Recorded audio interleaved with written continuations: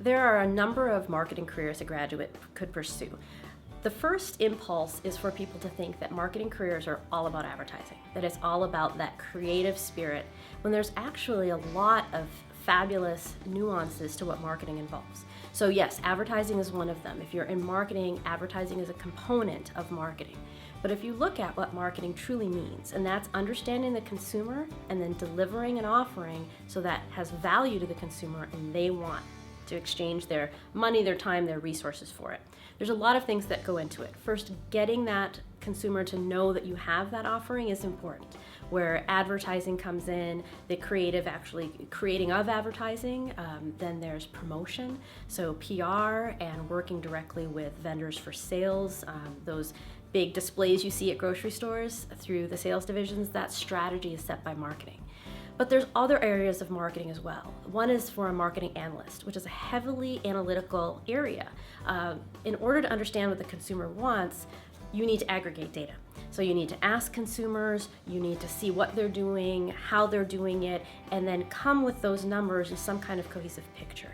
So you take all these numbers and you need to see a person. How does this person behave? What do they want? What do you do with them? And that is an important component of marketing as well. Another area that's often overlooked is the idea of the channel or supply chain. The price that's set for any offering is critical. A consumer wants a good value and they're willing to pay for it, but in order to get there, you need to be as efficient as possible. So how long are you keeping goods and services in a warehouse? Services you obviously wouldn't hold, but how much are you tying up in terms of resources?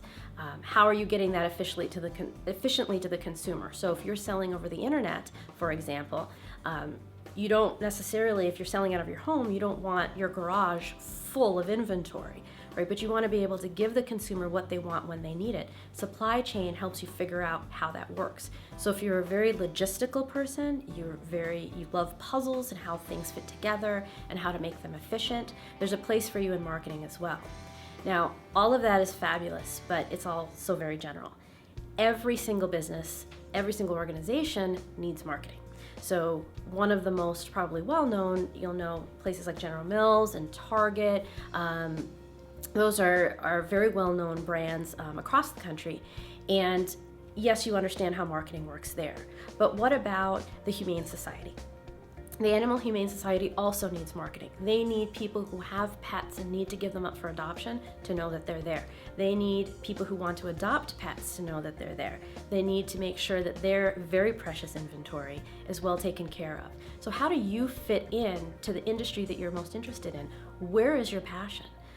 Public organizations like the post office has rebranded several times, particularly as the environment changes and so much more is done over the internet. What is the United States Postal Service going to do with their marketing to make sure that they're meeting the needs of their consumers?